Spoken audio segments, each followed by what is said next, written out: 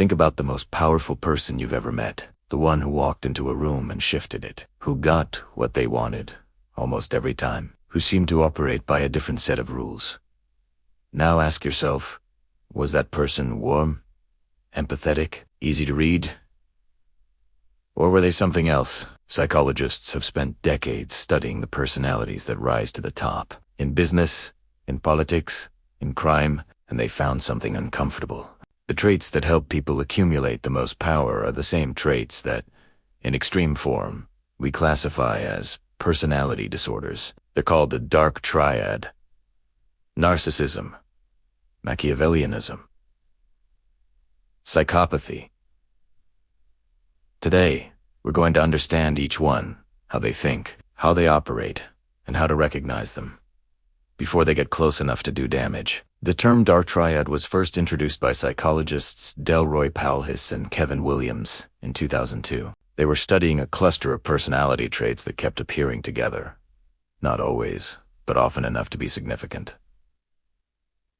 3 distinct personalities, each dangerous in its own way, each capable of extraordinary success. Here's the critical point before we go further. These are not binary. You either have it or you don't.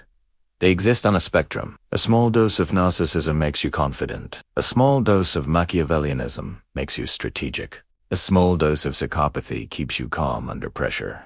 The dark side only appears when these traits dominate, when there's no empathy left to balance them. So let's meet all 3. The first member of the dark triad is the one you've probably met most often: narcissism. The word comes from the Greek myth of Narcissus. A young man so beautiful, he fell in love with his own reflection and wasted away staring at it. But real narcissism is more complex and more dangerous than vanity. A narcissist has an inflated sense of their own importance, a deep need for admiration, and a lack of empathy for others. But here's what makes them so effective. They are often genuinely charismatic. They walk into rooms with absolute confidence. They tell you exactly what you want to hear. They make you feel chosen, special, because a narcissist needs an audience, and they're experts at building one. Real-world example: the startup founder. Think about a classic Silicon Valley story. A founder with an enormous vision. The kind of vision that makes investors open their checkbooks and talented people leave stable jobs to follow them. But 6 months in, the cracks appear. Credit is never shared. Blame always flows downward. The mission matters, but only as long as it reflects well on the founder. This is high-functioning narcissism in its natural habitat. The psychological mechanism at work is called narcissistic supply. A narcissist doesn't just want success. They need the validation that comes with it, the applause, the press coverage, the followers. When that supply runs low, the mask slips, and underneath is usually rage or contempt or both. 2 warning signs to watch for. First, they talk about themselves constantly, but never ask about you. Not because they're busy, because you don't exist to them unless you're useful. Second, they respond to criticism with disproportionate anger. A small challenge to their ego can trigger a full collapse. The second member of the dark triad takes its name from a 16th century Italian diplomat, Niccolò Machiavelli, author of The Prince, a manual for acquiring and maintaining political power that shocked Europe when it was published in 1532. Machiavelli's core argument was simple: morality is a luxury. Power is the goal. Use whatever means are necessary to achieve it. A Machiavellian personality is defined by 3 things: a cynical view of human nature, a willingness to manipulate others, and a ruthless focus on personal goals. What separates the Machiavellian from the narcissist is this: the narcissist needs you to admire them. The Machiavellian doesn't care what you think as long as you're useful. Real-world example: the political operator. Think about every political figure who has ever survived scandal after scandal, while rivals fall around them. They're rarely the most visible person in the room. They work behind the scenes, building alliances, gathering information, waiting. A true Machiavellian plays the long game. They remember every favor owed, every weakness observed, every useful piece of information filed away. They don't act in anger, they act in calculation. The psychological mechanism here is called strategic self-presentation. Machiavellians are exceptional actors. They can mirror you, reflect your values back at you, make you believe they share your principles, while pursuing an entirely different agenda. 2 warning signs. First, they are always slightly more helpful than the situation requires. Machiavellians invest in people the way others invest in assets. They don't give without expecting a return. Second, they never showed their hand. You rarely know where you stand with them, because ambiguity is a tool. The famous Machiavellian quote is, "It is better to be feared than loved, if you cannot be both." Most Machiavellians would add a third option. It is best to be neither feared nor noticed until the moment you need to be. The third member of the dark triad is the most misunderstood. When most people hear the word psychopath, they think of a killer, a monster, someone obviously, visibly dangerous. The reality is far more complicated and far more relevant to your everyday life. Psychopathy is characterized by shallow emotional affect, fearlessness, impulsivity, and most importantly, a fundamental inability to feel empathy, not reduced empathy. No empathy.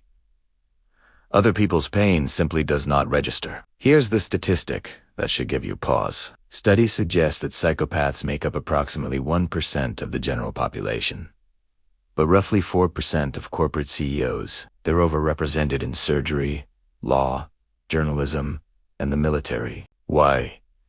Because the traits that make psychopathy destructive in personal relationships make it useful in high-stakes professional environments. Real-world example. The surgeon who never trembles. Imagine a surgeon who is about to cut into a human chest. A normal person feels fear, hesitation, the weight of responsibility. A psychopathic surgeon feels none of that. They see a technical problem to be solved. Their hands don't shake. Their judgment isn't clouded by emotion. In that operating theater, their absence of feeling is an advantage. But put that same person in a marriage, or a business partnership, or in charge of employees, and the absence of empathy leaves a trail of destruction. The psychological mechanism is called emotional detachment, a strategy. Psychopaths make decisions that others can't, precisely because they don't feel the emotional cost. They can fire 1,000 people without losing sleep. They can deliver devastating news with complete calm. They are terrifyingly effective and terrifyingly empty. 2 warning signs. First, they are charming in a way that feels slightly off. The warmth is technically correct, the right words, the right smile, but the eyes don't match the face. Second, they show no distress in situations that would unsettle anyone else. Conflict, tragedy, loss. They process it the way you process traffic. Mildly inconvenient. Now, here's where it gets truly interesting. All 3 dark triad traits can exist in the same person. And when they do, when you have the narcissist's hunger for admiration, the Machiavellian's cold, strategic mind, and the psychopath's emotional detachment, you get something rare. You get the kind of person who can build empires and destroy lives, often at the same time. History is full of them. Business is full of them. Politics, especially, is full of them. The shared core of all 3 traits is this: a fundamental prioritization of the self above others, combined with the social intelligence to hide it. They're not antisocial, they're parasocial. They need others, but only as resources. So why does any of this matter for your life? Because at some point, in a workplace, a relationship, a friendship, you'll encounter one of these personalities, and the single most important factor in how that encounter goes is whether you recognize what you're dealing with. Protect yourself from narcissists. Don't compete for their approval. The moment you start trying to earn their validation, you've entered a game you can't win. Maintain emotional distance, and watch how they treat people who are no longer useful to them. Protect yourself from Machiavellians. Track what they do, not what they say. A Machiavellian will always tell you what you want to hear. Their actions, especially toward people who can do nothing for them, reveal the truth. Protect yourself from psychopaths. Trust your discomfort. If someone's warmth feels performed, if the logic of their kindness doesn't add up, pay attention to that feeling. The body often registers what the mind rationalizes away. The dark triad exists because evolution rewarded certain kinds of dominance. These traits spread because, in some environments, they work. Understanding them doesn't make you cynical, it makes you clear-eyed. And in a world where these personalities often rise to the top, clarity is protection. If you recognized someone in this video, a boss, an ex, a family member, you're not alone. And that recognition is the first step. Next week, we're going inside one of the most chilling case studies of manipulation in modern history. Elizabeth Holmes, the woman who built a $9 billion company on a lie, and the psychological reasons the smartest people in Silicon Valley believed her. Subscribe. I'll see you there.